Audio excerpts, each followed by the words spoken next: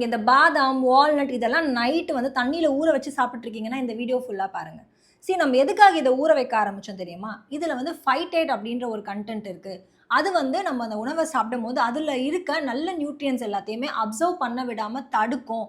So அதை குறைக்கிறதுக்கு இந்த மாதிரி நம்ம ஓவர் நைட் சோக் பண்ணோம்னா அந்த ஃபைட்டேட் கண்டென்ட் வந்து கம்மியாகும் அப்படின்றதுக்காக தான் ஊற வைக்க சொன்னாங்க.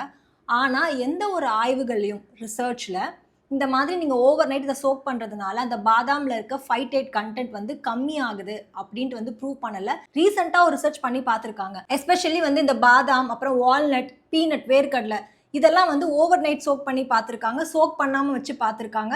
சோக் பண்ண வச்சதை வந்துட்டு சால்ட் போட்டு ட்ரை ரோஸ்ட் பண்ணியும் பார்த்துருக்காங்க. இதில் வந்து எதில் அந்த ஃபைட்டேட் கண்டென்ட் வந்து கம்மியாகுது அப்படின்ட்டு ஆக்சுவலாக பெருசாக எந்த ஒரு வேரியேஷன்ஸுமே கிடையாது. எல்லாமே காமனாக தான் இருக்குது. சொல்ல போனால் நீங்கள் இந்த மாதிரி ஓவர் நைட் சோக் பண்ணுறதுனால தண்ணியில் இதில் இருக்க நல்ல nutrients especially water soluble vitamins எல்லாமே வந்து வேஸ்ட்டாக போக ஆரம்பிச்சிடும். அதெல்லாமே இந்த தண்ணியில் வந்து லீச் ஆகி போயிடும். இந்த பாதாம் வால்நட் எல்லாம் நீங்கள் நைட்டு வந்து தண்ணியில் ஊற வச்சு சாப்பிட்டுட்டு இருக்கீங்கன்னா இதுக்கப்புறம் அந்த ஸ்டெப்பை நீங்கள் பண்ணவே தேவையில்லைங்க. அண்ட் இந்த இன்ஃபர்மேஷனை மறக்காமல் ஷேர் பண்ணுங்கள். இந்த மாதிரி நியூட்ரிஷன் அண்ட் ஹெல்த் இன்ஃபர்மேஷன் தெரிஞ்சுக்கிறதுக்கு என்ன ஃபாலோ பண்ணுங்கள். பிகாஸ் தெரியாமல் சாப்பிட்டதெல்லாம் போதும், இனி தெரிஞ்சுட்டு சாப்பிட்லாம்.